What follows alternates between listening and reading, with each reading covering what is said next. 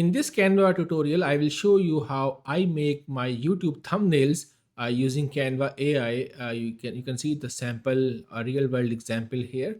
I created this using Canva AI and just edited it a little bit, as I will show you my whole process, my whole A to Z process of designing stunning thumbnails without needing to be a designer or hiring any expensive designers. So that's how Canva has enabled us to unleash our creative powers. First of all, I will show you my whole process step by step. I will even show you my chats involved so you can see what I inputted into my chats here in Canva. So um, let me begin let me take a step back and answer the question of why even use Canva AI to create thumbnails when there are lots of other tools available like ChatGPT, Ideogram, Daily, etc., etc.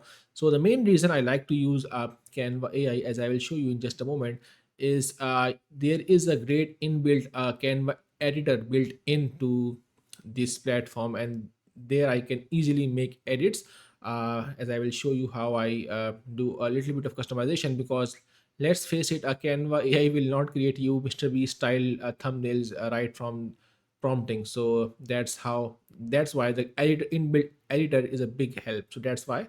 So let us begin. First of all, you need to come over to the Canva AI icon here. You can just find it on your left panel, or you can just go over to canva.com/ai and you will arrive at this big box where you can input your prompt. You can you can describe your thumbnail idea, and as it say, it can bring it to life. So like for that example, I just inputted this prompt. It's a very simple prompt. You can say there is nothing complicated. I just ask it to create a thumbnail for my video, which is the title of the video.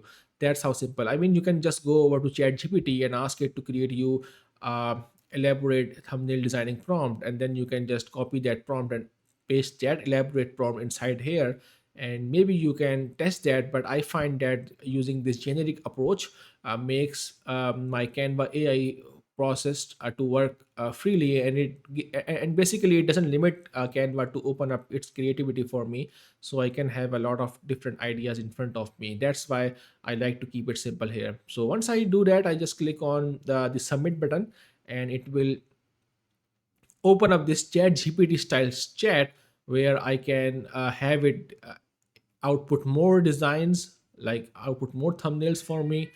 I can change the color themes, or I can, as you can see, I can like it gives me examples, like like the Canva shows, like the Canva editor, the Canva AI knows that that my design is of the distress font. So it also asks me that whether it can make a new design uh, or new thumbnail with the picture of crunch paper texture, and I like it very much because it incorporates my title ideas. So without going into this chat, because it will make it lengthy, I will just show you what my original chat looked like. So, and by the way, if you don't know where to find your old chats, all you need to do is just you can see is just go over to your main page, and you can find it under the recent chats.